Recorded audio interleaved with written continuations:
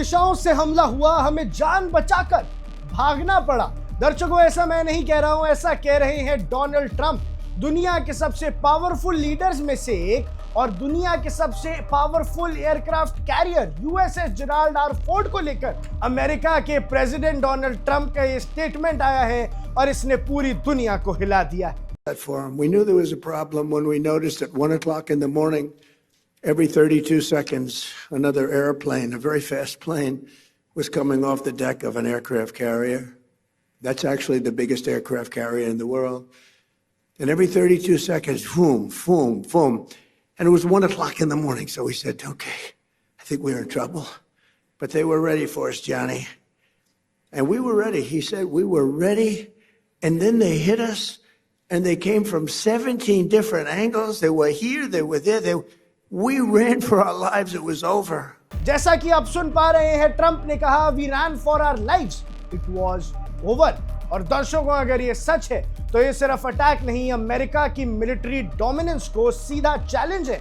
America का सबसे शक्तिशाली एयरक्राफ्ट कैरियर ईरान की मिसाइलों के आगे बच नहीं पाया और दुम दबा के उसे भागना पड़ा। दर्शकों, मिडिल ईस्ट इस वक्त लिटरली एक टिकिंग टाइम बॉम्ब बन चुका है। ईरान वर्सेस यूएस टेंशन्स अपने पीक्स पर हैं। वॉर में प्रॉक्सीज ऑलरेडी जुड़ चुके हैं और हर दिन नए मिसाइल स्ट्राइक्स, ड्रोन अटैक्स और नेवल मूवमेंट्स रिपोर्ट हो रही हैं। और इसी बीच एंटर होती है यूएसएस जेराल्ड आर फोर्ड, दुनिया का सबसे बड़ा और technological advanced aircraft carrier.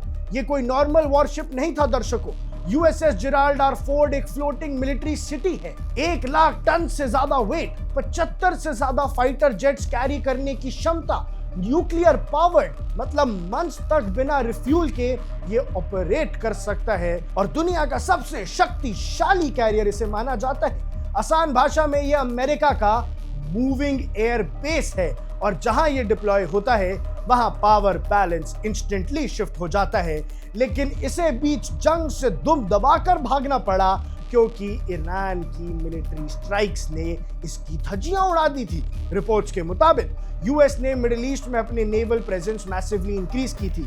Multiple aircraft carriers वहां थे, डिस्ट्रॉयर्स और सबमरीन्स भी डिप्लॉय किए गए थे, specially oil route strait of Hormuz को सिक्योर करने के लिए। दूसरी तरफ ईरान फुल एग्रेसिव स्टांस में था।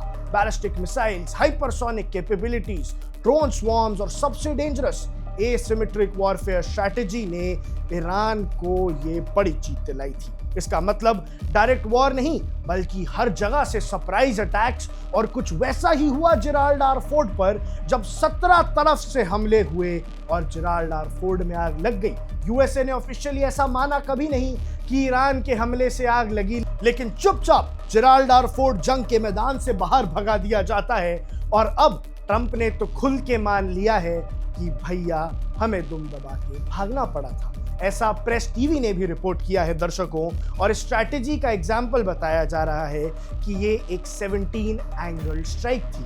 दर्शकों, डोनाल्ड ट्रंप के स्टेटमेंट के अकॉर्डिंग ईरान ने यूएसएस जेराल्ड आर फोर्ड को एक डायरेक्शन से नहीं बल्कि 17 अलग एंगल से टारगेट किया, जिसमें मिसाइल, ड्रोन, स्वॉर्म अटैक, हर डायरेक्शन से एक साथ ये खतरा आया। और इसी सिचुएशन को डिस्क्राइब करते हुए ट्रंप ने कहा we ran for our lives, it was over. हालांकि बाद में कुछ लोगों ने ये क्लेम किया कि वो शायद वेनेजुएला के लिए बोल रहे थे, पर क्लिप काफी सेल्फ एक्सप्लेनेटरी है। ये लाइन पूरी दुनिया को शॉक करने के लिए काफी थी कि भैया क्या अब ट्रंप इस जंग में हार रहे हैं? क्या ट्रंप की आर्मी को अब दुम दबा के भागना पड़ता है? दर्शकों, यहाँ स्टोरी और इंटरेस्टिंग हो जाती है क्योंकि ऑफिशियली पेंटागन या यूएस नेवी ने ऐसी किसी डायरेक्ट सक्सेसफुल स्ट्राइक की कंफर्मेशन की ही नहीं थी। और उसके बाद ट्रंप का बयान, उससे पहले जेराल्ड आर फोर्ड का जो हाल हुआ, जंग छोड़ के भागना पड़ा, तो सवाल उठा कि भैया अटैक को क्यों छुपा रही है यूएस? फिर एक क्लोज कॉल सिचुएशन आई, या फिर ये साइकोलॉजिकल वॉरफेयर के तहत है जहां नैरेटिव भी एक हथियार है। यूएस दुनिया को नहीं दिखाना चाहता कि वो जंग में पिछड़ रहा है, इसीलिए शायद काफी सारे सच सामने आ ही नहीं पाते। अगर ईरान सच में इतनी advance multi directional strike capability दिखाता है तो इसका मतलब है कि यूएस की ट्रेडिशनल नेवी पावर, जो डिकेड से यूएस की स्ट्रेंथ रही है, वो वल्नरेबल हो गई है। और जितना ताकतवर अपने आप को यूएस समझ रहा था, उतना वो है नहीं। अगर यूएसएस जेराल्ड आर फोर्ड जैसे कैरियर को धक्का लगता है तो बाकी दुनिया के लिए वार्निंग क्लियर है कि ईरान की मिसाइल बेहद घातक है। इसका डायरेक्ट इंपैक्ट सिर्फ वॉर तक लिमिटेड नहीं है। Oil prices, global trade route, shipping लेन, सब कुछ इस कॉन्फ्लिक्ट से लिंक्ड है। एक छोटा एस्केलेशन और पूरी ग्लोबल इकोनॉमी हिल जाएगी।